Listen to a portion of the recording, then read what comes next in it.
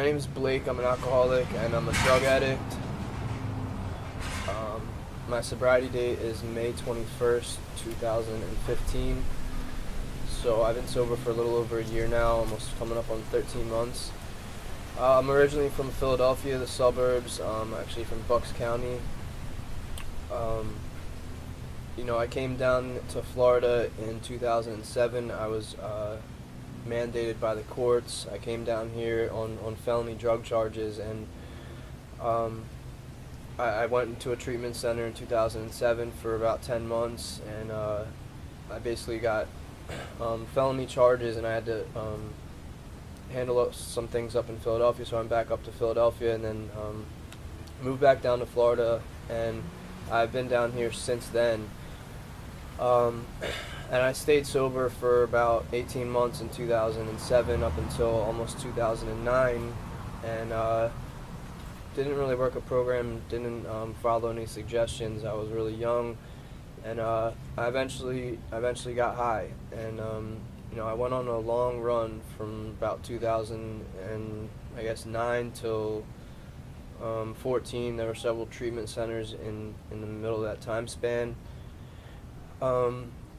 So my drug of choice is heroin, and any painkiller, opiate I could get my hands on. So, I started getting high when I was about 13 or 14 years old, and I got high because I was fearful of everything in life. I had no self-esteem, no confidence, and so opiates ran my life, and I was condemned by this drug. So, fast forward through through my using up until about it was December of 2014 or August of 2014. I had a really good job. I was maintaining a job, and I ended up losing my job I had for like about 4 or 5 years at a law firm. And right when that happened, that's when things really got bad. I eventually got evicted from my apartment, and I had no relationship with my family. They didn't really want anything to do with me. And I ended up being homeless for about 8 months. And I finally got my mom on the phone one day, and she was, wasn't surprised about where my life had come to, but, I reached out for help, and she said, Blake, I'll help you this one last time. And I've been to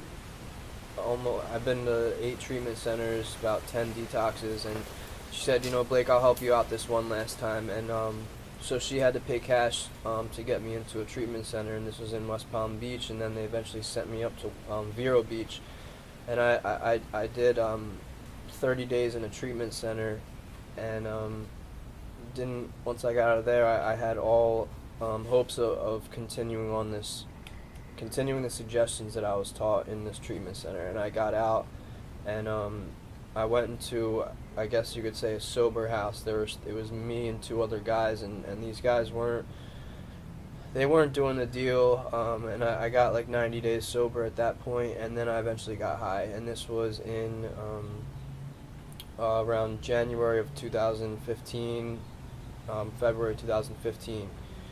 And eventually, I became homeless again, and basically, my cousin who lives down here, her boyfriend or fiance, I reached out. They're both sober, and I reached out to her, and her boyfriend that she's been with for like 5 or 6 years, and I called this person.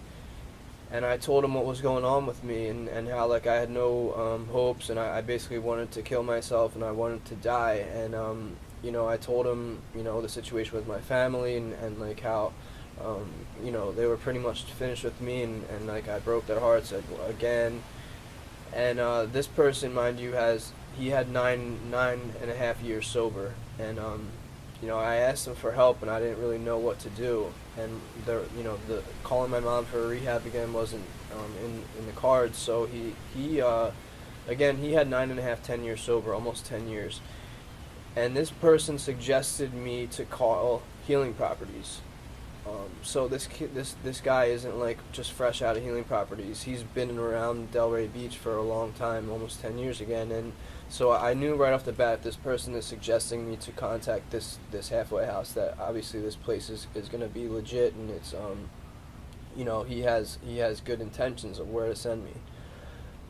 So I called my mom, and obviously I'm broke and hopeless and didn't have any money, and I told her that Mike told me I should come down to Delray Beach, and I told him up in Vero Beach, like, there's no camaraderie, there's no younger guys, there's basically nothing for me up there, and I couldn't stop getting high and selling everything I had, and it was either get help or continue on this path where I was going to go to jail, or basically just wilt away and die, which I was going to be okay with. But obviously I called my mom, and I told her where I was going to be going.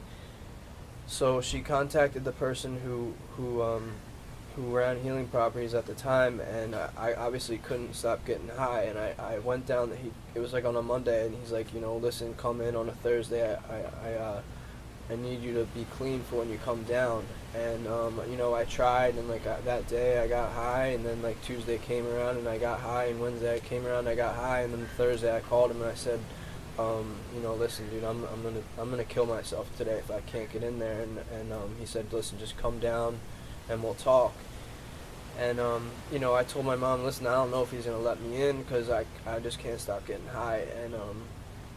And I got down there, and they opened me with open arms, and he asked me this one question. He's like, are you sure you're done getting high? Before your mom makes this payment to me, are you sure you're finished getting high? And I said yes. And I come into Healing Properties, and I see a bunch of 30, 40 guys, younger guys who looked happy, who were just not looking like I was. And I come into this place not clean, and I wasn't happy about that, so I kind of felt out of place, and I'm doing these drugs where obviously you get physical withdrawals, and I came in there, and my mom made the payment to them, and I basically went into my apartment, and these people let me detox on their couch, basically. When I walked in, I told the guys in my apartment, and they're all, really cool, like, caring individuals, and who are my best friends now, actually. And he told me, he laid out, like, some of the rules that they go by there, and, I was completely willing to do what was suggested, because I knew, like, these people have achieved sobriety, and they've learned how to live their lives as like productive members of society.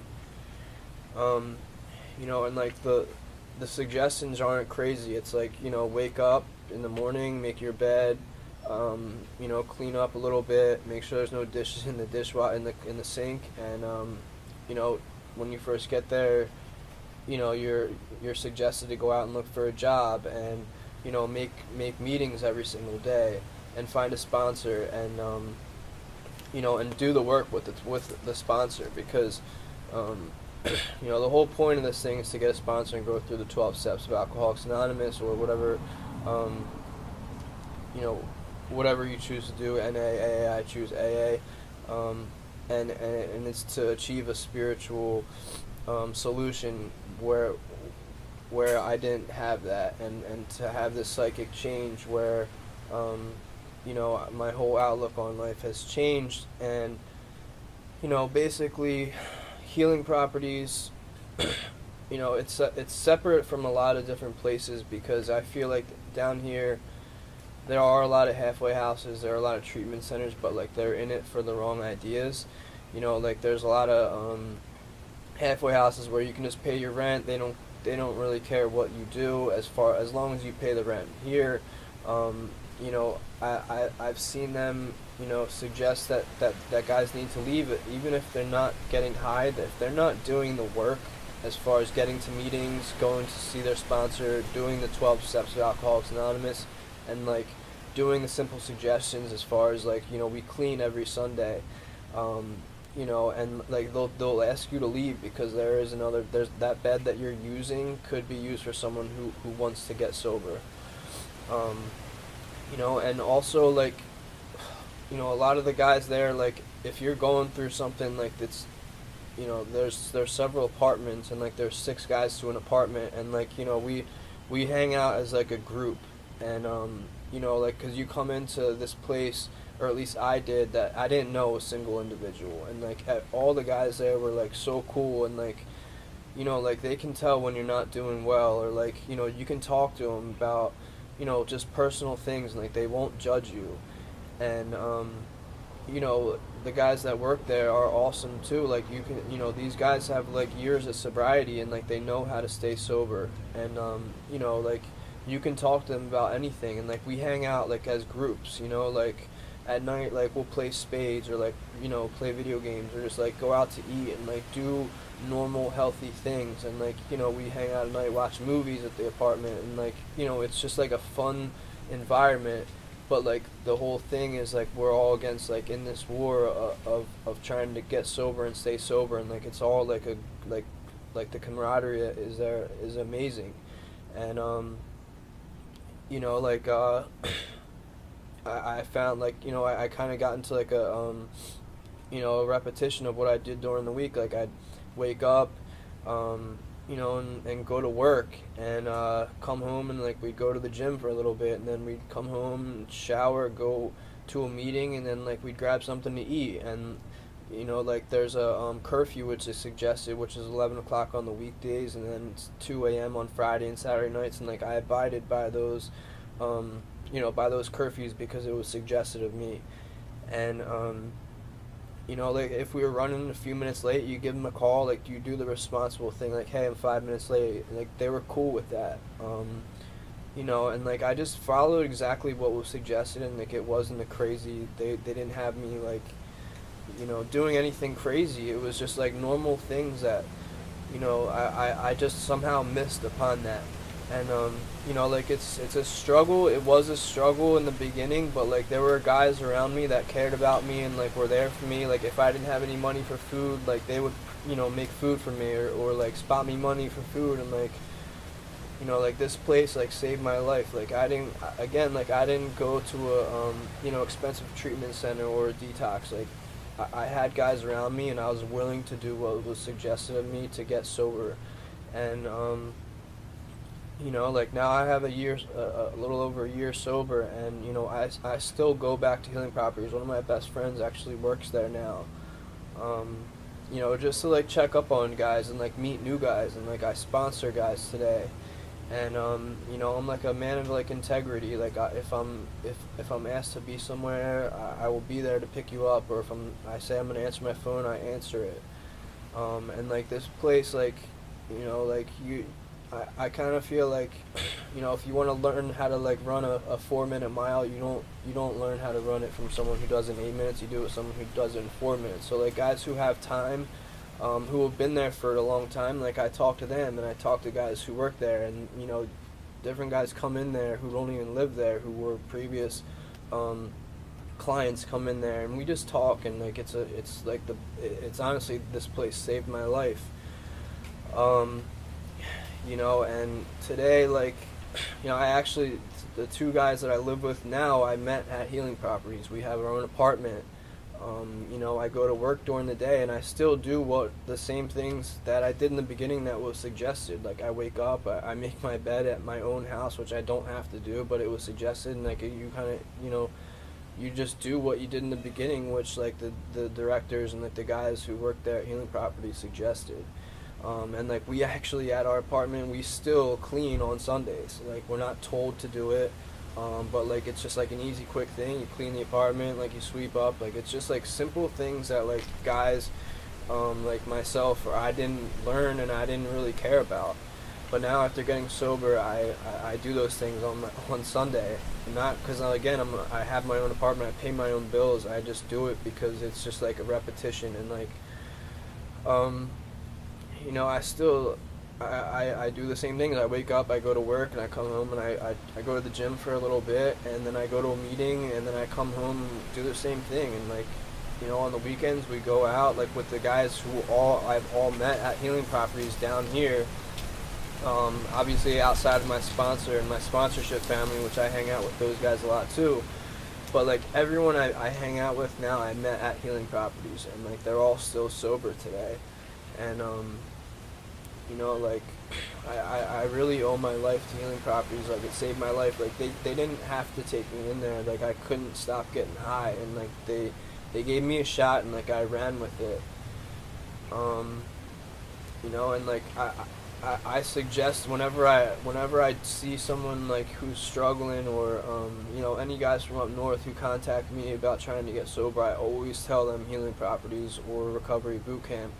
You know, and like, you know, Recovery Boot Camp, I don't know too much about it, but like from what I've heard, you know, like the directors over there, like what rang out to me was like that I've never really heard, and I wish I had this. Like they Recovery Boot Camp will honestly help you, like as far as like financial issues and like resumes and like any personal like issues that you are having aside from like not doing drugs. They will try and help you with and assist you with and teach you how to, like, you know, write a check or like anything. Like it sounds so trivial, but like, you know, I missed that along the way.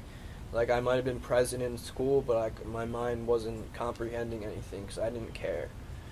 But like, you know, again, like there's a lot of halfway houses down here that I know, like, you know, I know some guys who go to different halfway houses, and I question, you know, why they're there and why they're not at Healing Properties. Like, cause sometimes like people steal things, and like, you know, they're guys who get high, and you know, there's no accountability. And like I know Healing Properties, like they drug test you, like, you know, randomly, and like, you know, that's not gonna keep you sober, but like it helps, and like it shows that they care about, you know, their clients. You know, and anyone I speak to as far as where to go, it's always directed to Healing Properties or Recovery Boot Camp. And I've given, you know, guys who work there like so many text messages, and they've contacted guys. So I've actually helped people get in there because I suggest it, and like I speak so highly of it. And like anyone who's thinking about going there, I highly suggest it. There's a group of, you know, great guys, young guys, you know, middle-aged guys who are just all trying to like battle this war, and like, we do it all together. That's all I got.